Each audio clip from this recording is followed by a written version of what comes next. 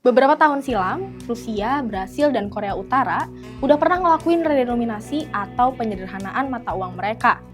Tapi gagal.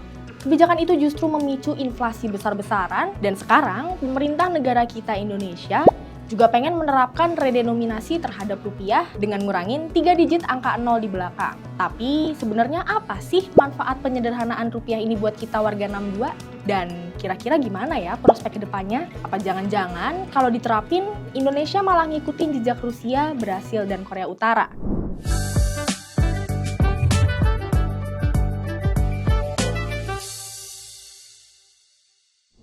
Kalau ditarik ke belakang, wacana redenominasi rupiah ini tuh sebenarnya udah ada sejak lama sahabat kompas.com. Setelah berbagai macam proses, akhirnya rancangan undang-undang atau RUU redenominasi rupiah udah masuk ke dalam program legislasi nasional periode 2020 sampai 2024. Saat ini, RUU itu masih tahap pembahasan di DPR.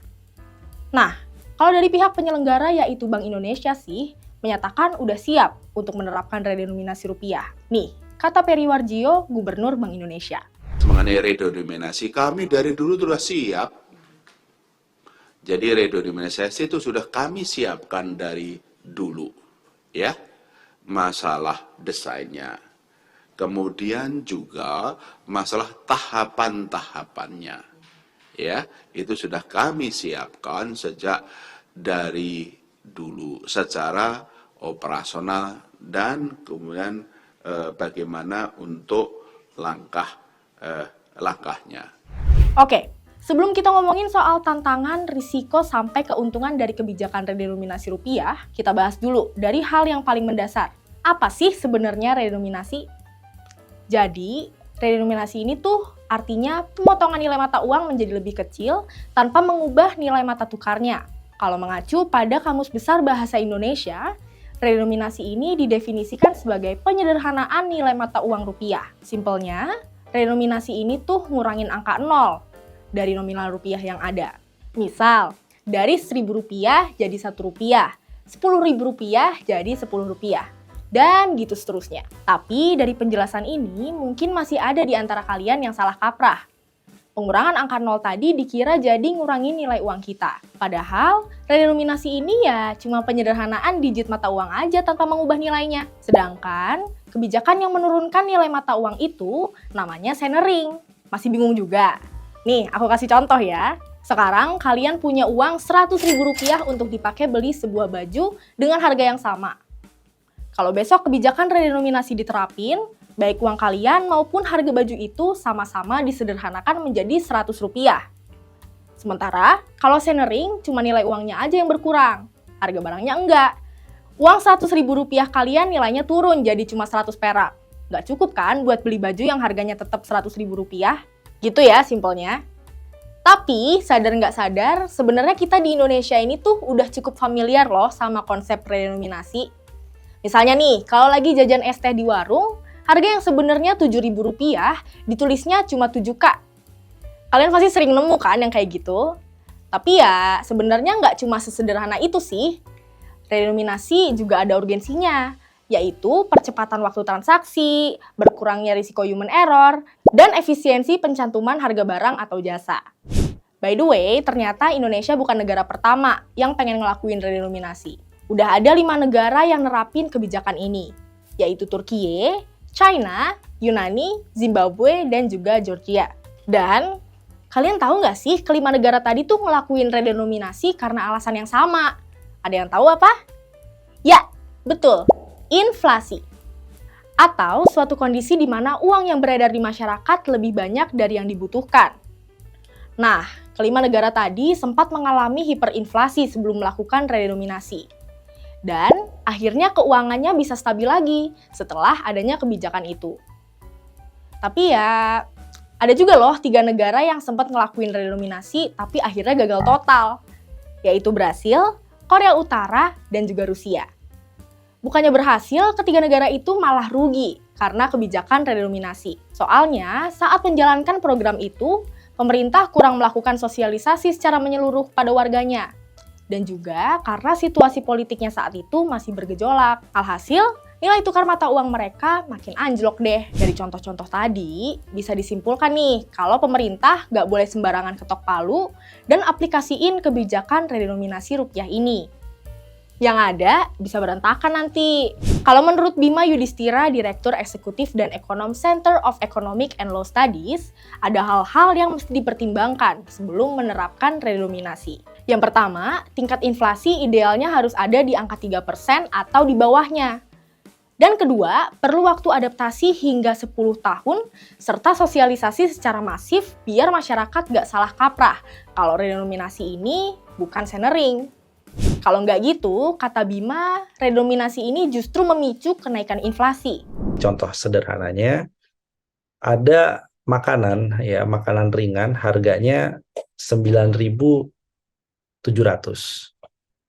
Kalau nolnya dipotong 3, itu akan menjadi 9,7 atau menjadi 10. Nah, sebagian besar itu akan dinaikkan menjadi pembulatan ke atas, bukan pembulatan ke bawah. Dan ini akhirnya mengakibatkan efek inflasi di berbagai barang, terutama barang konsumsi dan kebutuhan pokok. Selain itu, Bima juga menyarankan agar pemerintah mengkaji dulu nih ekonomi negara dan membuat roadmap redenominasi yang jelas jika memang rencana ini benar-benar mau diseriusin. Soalnya, redenominasi ini ada plus minusnya loh ternyata. Plusnya, laporan pajak, laporan keuangan dari sisi human error makin efisien, alias nggak salah ngitung. Lalu, harga diri negara dari sisi ekonomi juga bisa membaik. Sedangkan minusnya, inflasi bisa jadi meningkat dan dibutuhkan tim edukasi serta sosialisasi yang bisa dibilang makan banyak budget. Karena masyarakat Indonesia sendiri saat ini masih bergantung sama pembiayaan tunai atau cash. Nah, kita sebagai masyarakat dianjurkan untuk segera beralih dari transaksi tunai ke transaksi digital. Biar nantinya kalau emang redenominasi ini beneran diterapin, kita jadi nggak akan terlalu kaget. Soalnya dengan digital kan semuanya jadi lebih simpel, sehingga adaptasi redenominasi nanti bisa jauh lebih cepat. Digital bisa dimulai lewat smartphone kok. Kalian bisa pakai e-wallet atau kris. Lebih simpel kan? Nah, kita udah ngomongin panjang lebar soal plus minus redenominasi, bahkan pertimbangan-pertimbangan apa aja yang harus dipikirin sebelum nerapin program ini. Tapi sebenarnya manfaat redenominasi secara keseluruhan tuh apa aja sih? Dengan adanya redenominasi, efisiensi transaksi bisa diciptakan, itu akan sangat membantu sekali pelaku usaha kecil, baik masyarakat juga.